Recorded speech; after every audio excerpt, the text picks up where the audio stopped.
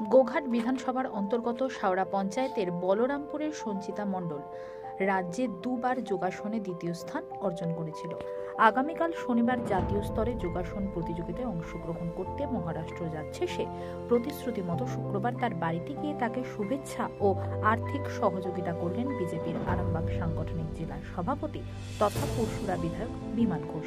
এ প্রসঙ্গে কি জানাচ্ছেন তার মুখ থেকেই বিস্তারিত শুনুন। আমাদের গোঘাট বিধানসভার অন্তর্গত শাওড়া পঞ্চায়েতের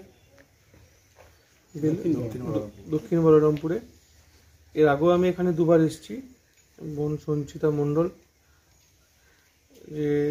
যেইভাবে খেলাধুলা করে অ্যাথলেটিক্সে একটা বিভিন্ন জায়গায় ভালো পারফরমেন্স করে র্যাঙ্ক করে আসছে, তো প্রতিবারই এসে সম্বর্ধনা জানিয়ে যায়।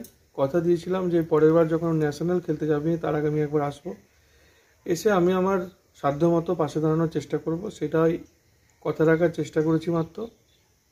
ওর জন্য আগামী দিনের শুভকামনা রইল। কালকে মহারাষ্ট্র কোলাপুরে যাচ্ছে সেখানে ন্যাশনাল খেলতে, সেখানেও ভালো ফলাফল হবে আমি আশাবাদী, কারণ এত অল্প বয়স থেকে যেভাবে পারফরমেন্স করছে আগামী দিনে একটা বড় জায়গায় ও পৌঁছাবে আমি আশাবাদী। এবং মহারাষ্ট্রে যেখানে যাচ্ছে সেখানেও যাতে ও সুবিধা মতো সব কিছু করতে পারে সেই ব্যবস্থাও করব।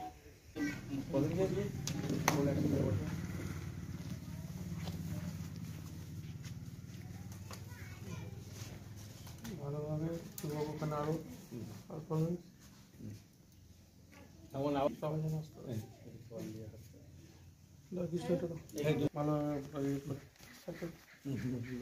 ভালো করে আমি দেখছি ওখানে আমাদের কি আছে কোলাপুরে।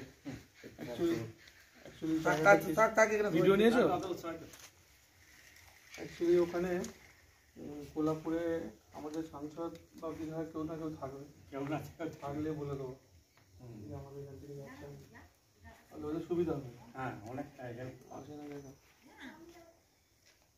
থাকবে তো কেউ না কেউ তো থাকবে, আমি তো সবই মাত্র ক্ষমতায় এসেছি। নমস্কার, আমার নাম সঞ্চিতা মণ্ডল। আমি আগামীকাল মহারাষ্ট্রের কোলাপুরে ন্যাশনাল খেলতে যাচ্ছি। আমাকে পুরসুরার বিধায়ক জেঠু সম্বর্ধনা দিতে আমাদের বাড়িতে এসেছেন। নমস্কার। বলো।